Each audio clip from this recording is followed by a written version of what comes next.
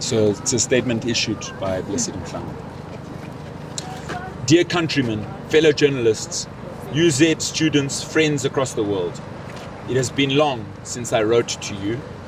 My fellow brothers and sisters, all of you, regardless of your nationality or geographical location, I write to you, your minds and hearts.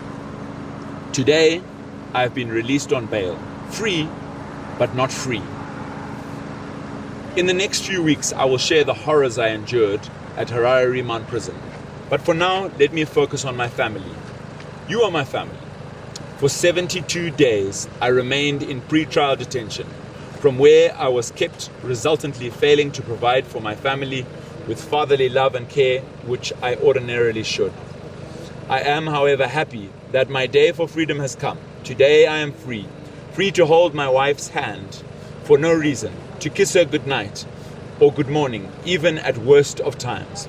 Free to take my children to school and consult on their academic and sporting progress. That I am free to run up and down the street screaming and kicking as I cheer my kids on their path to growth. For this is what fathers do. It is these little moments, clothed in craziness and little bother, that shape future generations. These are the joys of life that I have been robbed of over the past 72 days of my life as I languished in prison, unjustifiably so. My alleged offense is now known to you all, I presume. I'm accused of having transmitted or broadcast messages from a press conference, not interview as alleged in some sections, in which at the time a ZANU-PF Central Committee member was expressing his views. I deny ever transmitting the messages by Blessed Geza in any shape or form. The state says it has a witness who saw me transmit these messages. I will not address this matter. This is one for trial. Bail, which is a right, has been denied to me 3 times.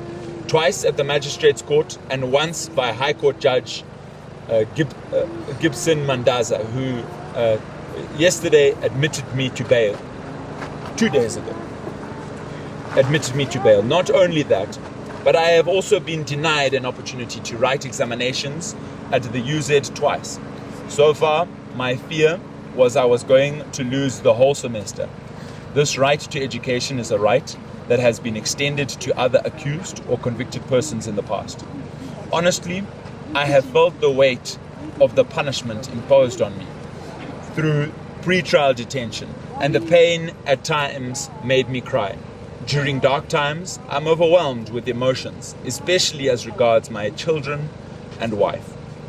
Prison has broken many families and condemned many young children to destitution and crime after loss of breadwinners, to long periods of incarceration. I prayed daily that this would not be my story when eventually I'm allowed back to my normal life and job. My job remains at the crux of my being, and even as I feel pain, I am yet to be persuaded that giving voice to others is wrong in any way. Last year, I decided to pursue a law degree with the University of Zimbabwe. Not so that I leave journalism, no. It was so that I improve my knowledge and delivery of my trade of choice, especially the hard-hitting interviews which I so love. The nation-building effect of my craft quenches my thirst with ease. It is my prayer that I will be able to graduate in these studies and empower myself and others. Having come from humble beginnings, struggling to get fees to attain higher education, I'm determined to score this victory, which may seem small to others. This will serve as motivation not only to my children, but others who are walking in the same path I once did. I refuse to let my past determine my ending. My prayer is that the state will not use or abuse all its might to end my story because of an alleged crime that was never committed, at least by me. To this end, my prayer is that the courts, as the last bulwark of democracy, will defend my rights and at the same time give my children a fighting chance to a better life of their own. My mother passed on when I was 6. My father passed on the last day of me sitting for O-level exams in Nyamatawa, Mutoko. It meant I had nobody to send me through A-level and university. I struggled but managed to go through A-level.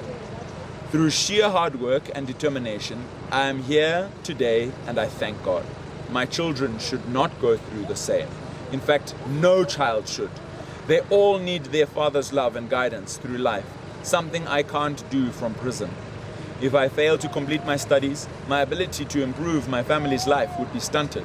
A dream rudely shattered. Future of my children crushed only because I am a journalist who has stood with the voices of the people. It is a burden I carry.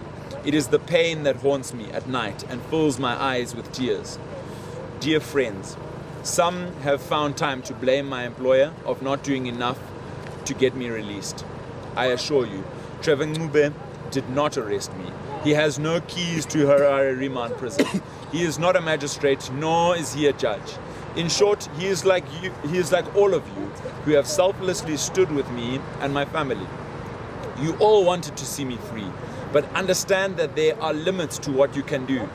You can tweet, you can visit, bring food or donate so that while I'm here my kids can go to school. Rentals are paid every month. You can also pray for my release. Let us be clear. Those who got me here can release me and should carry the burden of this injustice. Not you, not Trevor, not anybody else. We all have limits to what we can do. Lastly, it is from the depth of my heart that I thank all of you for standing with me and my family. As I go home, I stand with my family and provide for them that which I never got. Deep in my heart is as always, was my little Lorraine. Raising a girl is hard.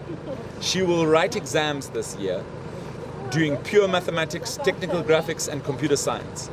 I would have wanted her to study law, but her stubborn self moved a different direction. I honestly wonder who she took after. My wife, Florence, I missed you, and pray we will continue to stand tall together. Thank you, Zimbabwe. Thank you, friends and family. Thank you, fellow journalists. Journalism is not a crime, but I have been jailed for it. Yours in pain and with love, Blessed Mhlanga.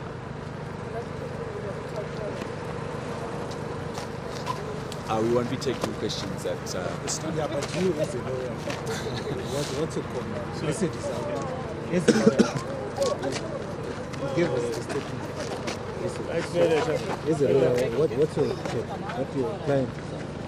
Yeah. So look, this matter is still before the trial courts. But what I can say is that it is concerning that the allegations of the state center on the practice of journalism.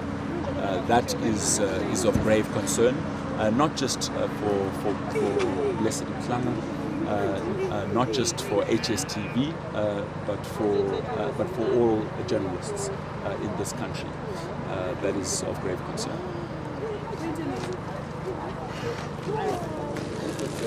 All right. Thanks, man.